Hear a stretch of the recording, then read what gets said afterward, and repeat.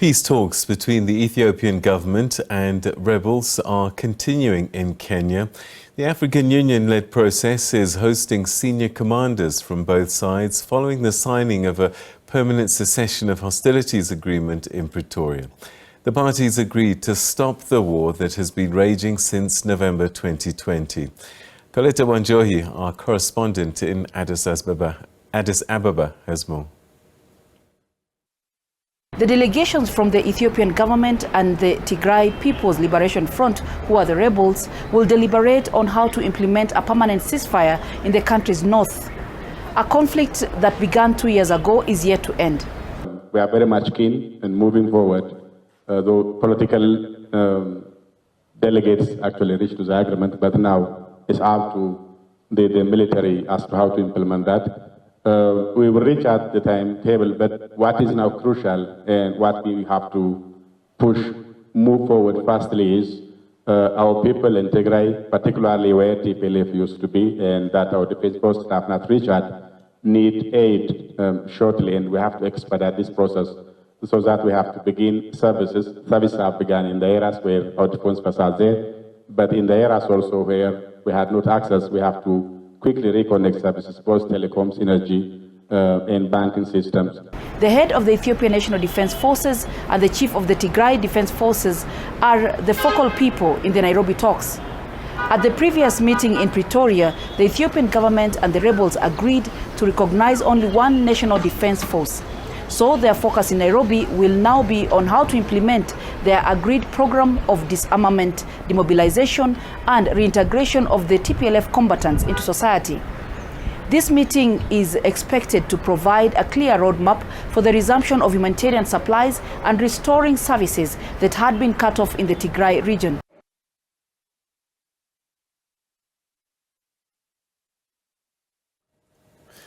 Well, for some analysis, we're now joined by Abdullahi Boru Halakhe, who's Horn of Africa Policy and Security Analyst.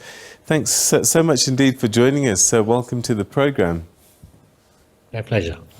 All right, so Monday sees the beginning of more talks. First round this week in Kenya, to progress from the cessation of hostilities agreement signed last week. They say that a good beginning is this hotline. Tell us about this hotline and what difference it can make. Before I do that, let me just, put our viewers into a good context. Article 6 of the cessation of hostilities states that the commandant from both sides would meet for 5 days, 5 days after the signing of the cessation of hostilities, to work on the modalities of disarmament, demobilization, and reintegration of the fighters in 30 days. So now this line of communication, the hotline, is to ensure that, the communication will not just be between the commandant who are now in Nairobi after the Pretoria talks, but also with the commandants and combatants in their respective regions. So these are, some of the earlier signs of how this process will be done. I want to emphasize two things. Number one, whereas TPLF is the political outfit that is leading this, and it's the one that signed the cessation of hostilities, they are not by any means the only fighting bloc inside Tigray. You have a TDF. TDF is, for all intent and purposes, a people's army. How you can go about demobilizing and reintegrating them is not going to be an easy solution. Furthermore, the demobilization of TDF is subject to the improvement of the security on the ground, because that is the litmus test. If you pass that test is when you agree to demobilize. But for many Tigrayans, they have not received the cessation of hostilities positively. So TDF, TPLF, they have their own military, that is under the command, control, and communication of the centralized TPLF. But there is a huge chunk of teachers, journalists, medical doctors, and anybody and a farmer who have gone to the battlefield, or if you will, to the front line. How you can bring all those people will be an incredibly complicated process. But we always hope that these 35 days after the cessation of hostilities will deliver a positive story in what has been a really grim situation over the last 2 years. If Twitter and other social media platforms are anything to go by, are we sure that there has been a cessation of hostilities, or is word still to get to some elements?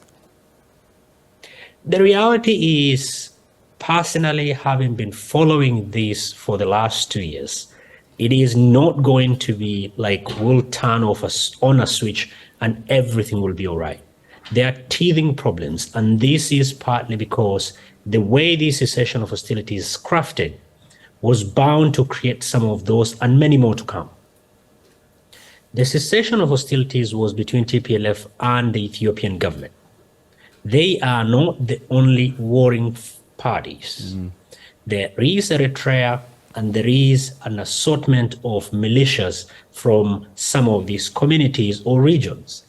They are by no means bound by the cessation of hostilities. So I think that is one of the key tests again in the next coming days and weeks. If any of those are non-aligned, that means Eritreans continue fighting as they have been fighting in some pockets in Tigray, or assortments of militia groups like Fano continue fighting. That will create more problems. Never mind, the question of Western Tigray has not been part of the cessation of hostilities to begin with. So there are multiple landmines in this cessation of hostilities. And the next few days, weeks, and months, but particularly the deadline of 30 days since the signing of cessation of hostilities for DDR will be incredibly critical, because it will give us a good roadmap of if other parts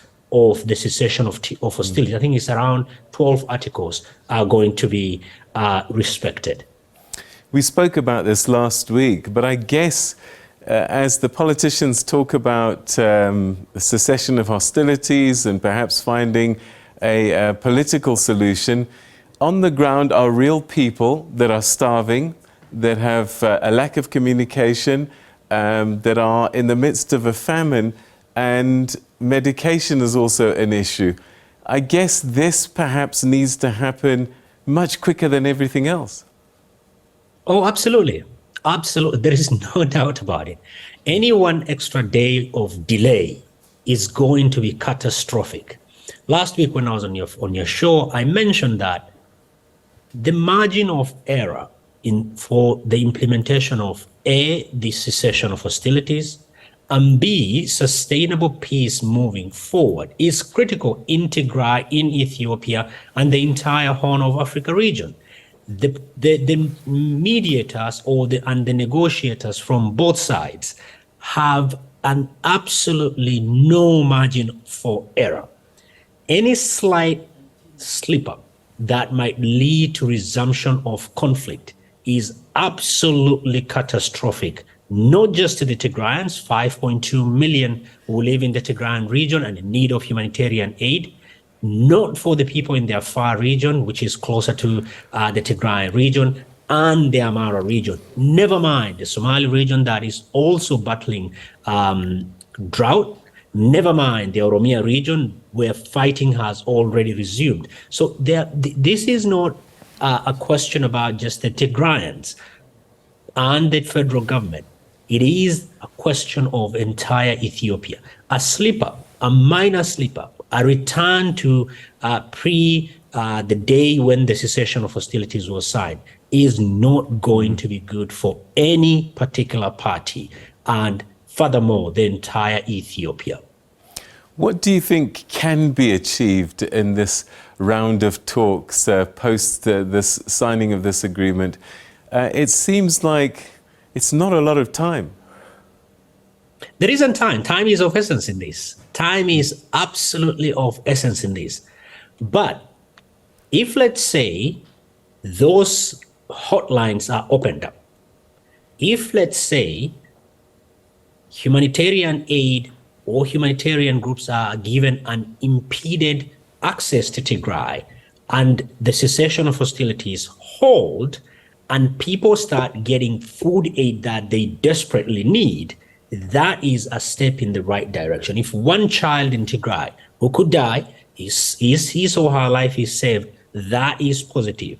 If, let's say, medical aid that has not gone in for the last 2 years sustainably is allowed to come in, that is a success. But trust me, my brother, none of those will matter if there will be another round of conflict inside Ethiopia.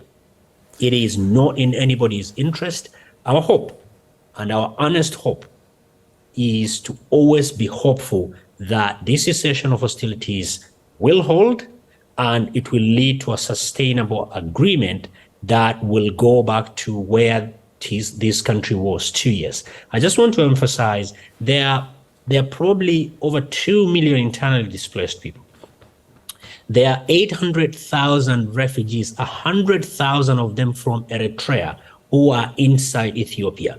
These are the most vulnerable people. They left Eritrea to seek safety and security inside Ethiopia in the Tigrayan region mostly. They have already been displaced a few times. The humanitarian and aid agencies cannot reach them.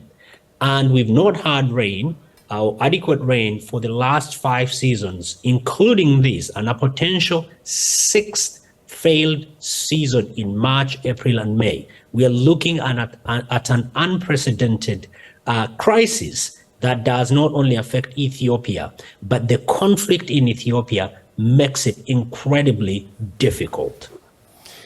Can these forces be reintegrated? And when we talk about reintegrated, is this bringing them into the national federal forces? What's the hope? That's the ideal.